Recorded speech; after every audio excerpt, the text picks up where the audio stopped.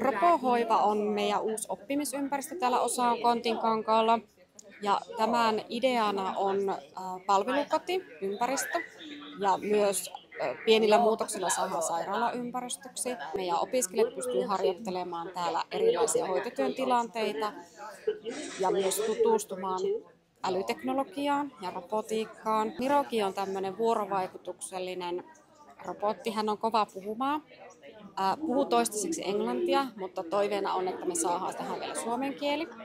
Miroki on myös logistinen robotti, pystyy kantamaan pieniä määriä tavaroita käsissä, pystyy vetämään rullakkoa esimerkiksi perässä ja myös navigoimaan, eli pystyy opastamaan ihmisiä eri paikkoihin.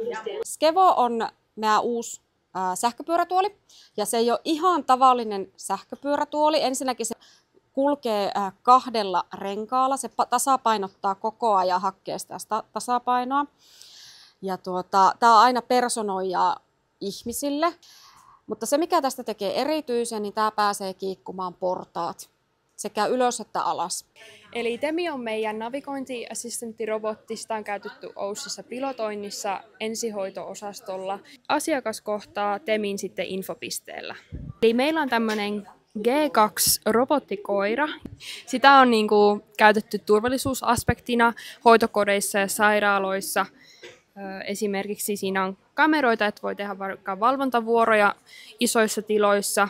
Voi mitata samaan aikaan sitten lämpötilan, kosteuden ja paineen. Eli jos vaikka ikkuna on jäänyt auki, koira pystyy sen sitten tunnistamaan ja sitten kertoa hoitajille siitä tietoa. Tämä on meidän G1-humanoidi.